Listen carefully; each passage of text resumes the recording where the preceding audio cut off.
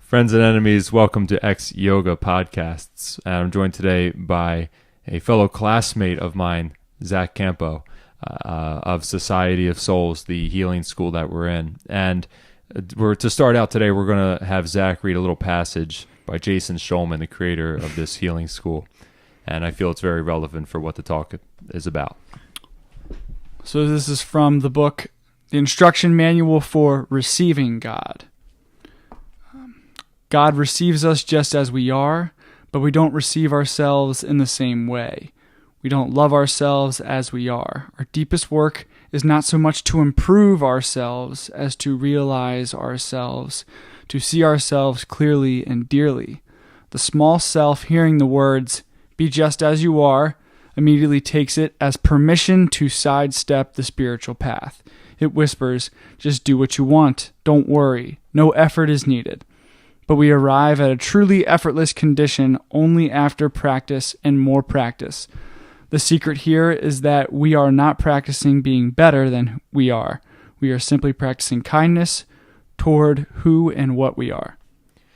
I feel it's so relevant to the yogic path, any path of healing, because it's centered on you as an individual. And that's what we do in the school. We focus on, rather than following every guiding light that is out there, which there are many to follow and important ones to learn from, to really come to know the true, in yoga, small self. And there he mentions it as small self, or another way to put it is the healthy ego you that is Zach Campo, that is Ted Costa, and to come to know who that is a little bit deeper, a little bit better. Mm-hmm. And it sounds so surface level, but it's like the hardest thing to do. I mean, we wouldn't need the field of psychology if everyone knew who they were without the extra help of therapists and psychoanalysts mm-hmm. and spiritual guides. It's really a tough thing, I feel, to come and get to know.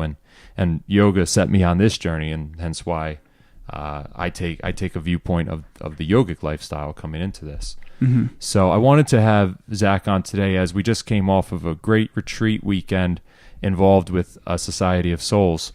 And we're going to go into a little bit of how we are presently coming into this work. And I admit I'm still a newbie with it.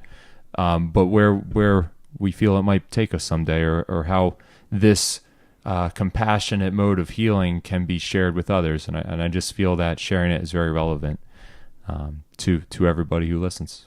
Yeah, it's I think if anyone's been listening to us before, we've talked about being in this school, or anyone who's talked to us in person, we still are not at a point where we can clearly deliver what the school encompasses in a wordly manner, in a literate fashion, yeah, an understandable way. It's a lot. It's more of an experiential learning so far, especially because even being in the school, it's frustrating to navigate through it, and you're paying for it and taking the time to be in these classes, and you're not really seeing anything shift in your life, especially in the first year and a half.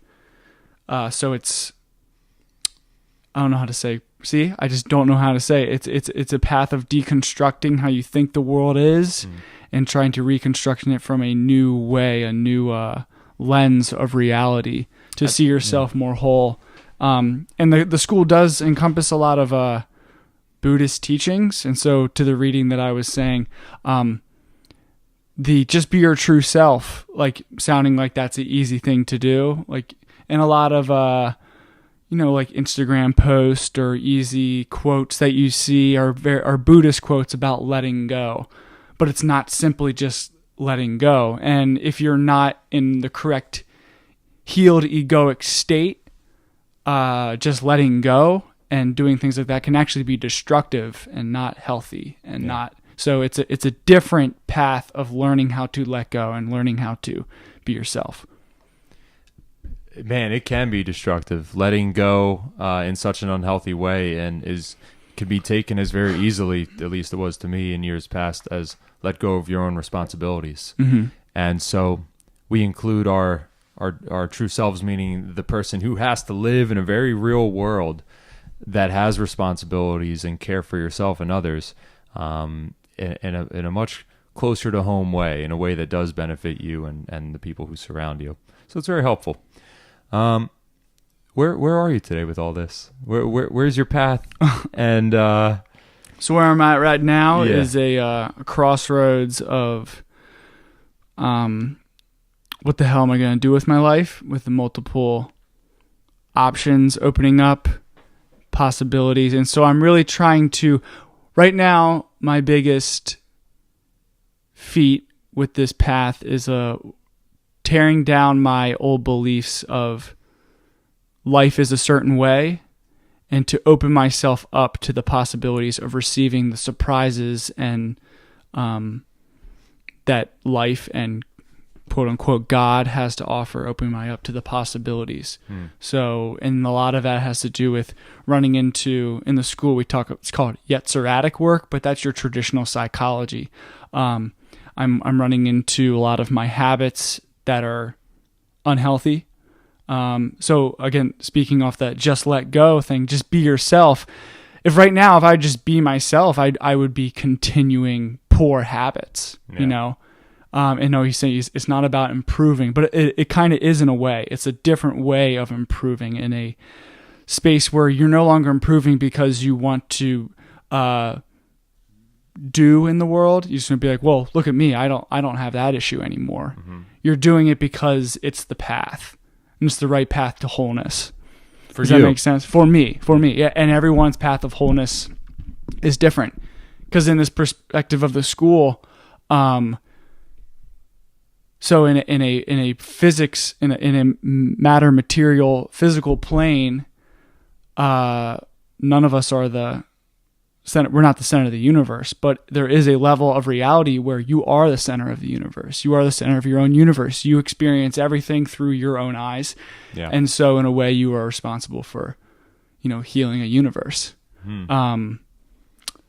So I was because you're infinitely connected. Because we are connected to everything. As a universe, you're not the only planet, right? Mm-hmm. There's the solar system. And so metaphorically. But there's both. Yeah. So that's right. So our school is called non-dual Kabbalistic, meaning it is based in the Kabbalistic tree of life. It uses the verbiage to explain what's going on, but non-dual means that oneness and separateness are not separate. It's not all oneness. It's not all duality. It's not separateness. It's both at the same time. So you have the responsibility to heal yourself as an individual universe, as a whole universe, but also you're not moving through the world in an egoic sense where I'm the center of the universe. Yeah. But what I was saying is, so right now I'm running into a lot of my traditional psychological issues, like noticing my blind spots and places where I'm unhealthy right now, and I'm certain addictions I have, certain things like that, and just really, and it's a very chaotic. It's tough. It's a lot of times I get seriously depressed. Like working through this stuff is scary at times and nerve-wracking and breaks you down. And when you say working through this stuff, I think there's greater detail in that. You're not like being hazed. It's not like joining a frat, or it's not like joining the military or anything. You're signing up for something that's completely different. Signing up that is truly just self-work. Mm-hmm. And so I think to go into that just a bit is to say, when we say working on ourselves, it's how do you describe it in a way that is very tangible for someone, and I don't know. Well, at least this weekend, this retreat that me and Ted were at was really eye-opening for me for what the work can do, because we've seen people who have been through this school and have been doing these practices for decades, for lifetimes, and we had reports back from the field. So people who are out in the world embodying this quote-unquote spiritual path, and doing and bringing their work into reality, and it's absolutely incredible. And when there's a certain quality about someone who does the work, they're so embodied with themselves in a way that's you have to feel it. I can't really explain it. They're just so themselves, all their imperfections and everything. Like, people there, like all sorts of different backgrounds. They're not superhumans. Yeah. Right. Yeah. They're not like, everyone has different body weights, different, physical structure of it. It's all, but there's just an element to them that they've been through a certain amount of healing that they hold themselves in such a way that's really incredible. So. Yeah, where I sit at with it now is facing addictions, as you said, both physical and mental addictions. Mental addictions being the suffering stories that you allow yourself to continue with forward into life, and you tell yourself these same stories as a way to make sense of it all. And one of the things about joining the school is you are forced by yourself to stop making sense of it all, to allow what did the different stories, the different information that is available to now become a part of you, and to recognize that there are more options than only thinking from right here and thinking me. Everything I'm doing is affecting the world and the world is affecting me. And I think that's what you meant by that we're the center of our own universe. But the truth is only part of that. That's only one side of the coin. There is the other part of it too, that there's things above and beyond what I have connection with that are happening, whether I acknowledge them or not. And it's very interesting to come to know the ways I'm effing up in life. It's fun now. It's fun when I find a fault. I'm able to say, oh, I didn't notice that about myself before. Yeah. I noticed something over this past weekend. I didn't want to enter a labyrinth. For those unfamiliar with a labyrinth, it's like a big circular walkway on the ground, and you make there's only one way in, and you follow this stone path. It's like a meditation pretty sweet walk. Yeah, and you reach the center, and then you exit the same way you came in. And it could be a meditative walk, it can be relaxing, it could be anything at all, what it means to you. And so I enter this thing, I'm with a friend, Kate Wolf, and I say to her, I'm like, wait, stop. She's like, what? I'm like, I don't know, man, I got to be in some kind of state to enter this thing. I can't just walk in this. And she's like, just effing walk through it. And I'm like, all right. I got to notice, and this is so true to what I do with X Yoga and other things in life. It's like, man, I wait for it to be perfect. The time, yeah. It's got to be like, for me, it's like, I have to feel completely up to this, and only when I'm 110% ready will I do it, instead of just doing it. Even though that will never be here. Yeah. You'll never feel 110% ready. And the truth is, you'll never be 110% ready. My struggle. That's my struggle every single day. I feel that's a big one with a lot of people. It comes down to fear of failure for me. I've gotten to know that a little bit better. And with X Yoga, it was very hard for me to even start because I didn't have the proper equipment. And it's like, it's not the equipment that matters. I'm telling myself this now as if I knew all along. It's just doing it that matters. It's important for, if you're doing the quality work, that it be available to people, which is all I wanted X Yoga to be, was just another option for people to get their yoga in for 30, 40, 45 minutes, you know, something like that. And, I hadn't, and all along, I never heard any complaints about like the quality, even though I knew it wasn't up to what my standards would be, which would involve me spending thousands of dollars, which I wish I could do. Any donors? Anyway, but instead, just go ahead and do it. And so it was like, man, to get to know that about yourself and one just tiny moment in life, it was like, wow, that was really cool. And it sucked that I'm that way, but now I get to work on it. Now I get to practice around it. And by practice, I just mean acknowledge it, try and see where I'm doing that in life consciously, pick it out, be patient with myself, give myself that kindness and that space to be able to say, you're doing it again. I can change that now. And that's pretty cool. Yeah. Nice. Feels good to say. I still have to do more X Yoga. Yeah. We all have to do more work. Yeah. I'm not vocal too much. Like when I first had my like awakening, I was like extremely vocal, quote unquote awakening. When I started like thinking about things beyond my own consciousness, my own scope of reality, I got into all this like think positive and the world will deliver that to you. All these like, I saw it on Instagram. Easy, it's true. Yeah. That's what I was. And I wouldn't say it was all fake, but it was missing an element an element of reality, an element of the whole scope of how this works. And so so I've taken a step back to do this, and it's been hard. It's been sometimes extremely miserable, depressing. That's just my path. I'm not saying like if you go this path, you're going to be miserable and depressed. Like, no, that's just it's part of it. It's part of it. Like, you will have moments of that, but this is it's been difficult for me. Things are getting better as I'm keep doing the process, trusting the process, moving through. So yeah, there it is. There's a little bit of what the school's done for us. A quick into the future glimpse of how we'll take the work forward. I'll let Zach speak for himself. He's got quite a lot going on. Crossroads for me, it's simple. I have a little bit of a foundation now, as in I'm working full time like a regular human being, and I could sustain myself and my rent and my food. Anyways, so mine is. So I was gonna say, so now I'm able to take it a little bit further, and the X Yoga needs to happen for me, for my own soul, because I do feel it's important for other people. I joined a yoga studio for a month, not a free month.